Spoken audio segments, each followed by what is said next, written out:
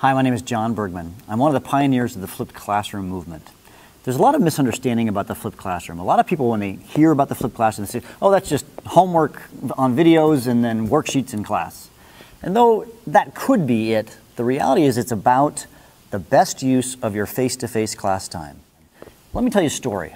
I was presenting on the flipped classroom to a group of educators, and these three teachers came up to me afterwards and they said, John, we're in. We want to flip our class.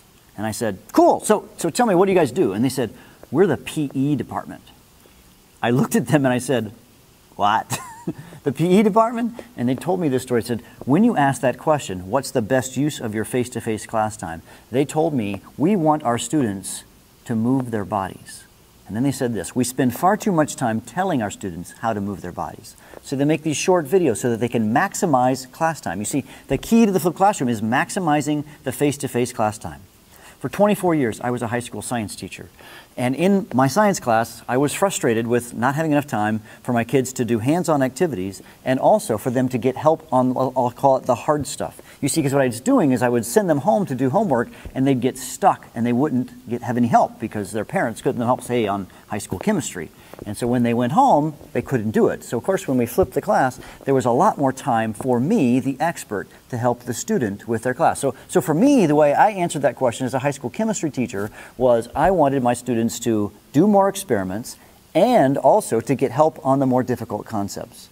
But then my PE teacher friends, they had a different answer to that question. What's the best use of your face-to-face class time? So I want to really encourage you to answer that question for yourself. What is the best use of your face-to-face class time? And as you answer that, I think you're going to come to the conclusion that it's not you standing up in front of your students and yakking at them, doing the lecture thing. Because you can move the direct instruction piece, if you will, the lecture, into the individual space where the students can watch them and consume them at the pace that makes sense to them. Haven't you all sat in a lecture room or a class and the teacher is going on and on and maybe even on, and maybe you're processing it, but then all of a sudden you look up and you go, you're trying to take notes and you look up and you're lost. What are you going to do now? You see, the nice thing about content on video is, of course, is that there's a pause and a rewind button. Because if you get lost, well, then you can go back and rewind. This was especially poignant for me when I was teaching at the flipped classroom, and my daughter, Katie, she was in my class, taking my class, the flipped classroom, and she was watching a video at home of me teaching, which, by the way, is weird. But she was watching a video of me, and then she paused the video and she turned to me and she said, Dad, I love the flipped classroom. And I said, how come? She says, because I get to pause you.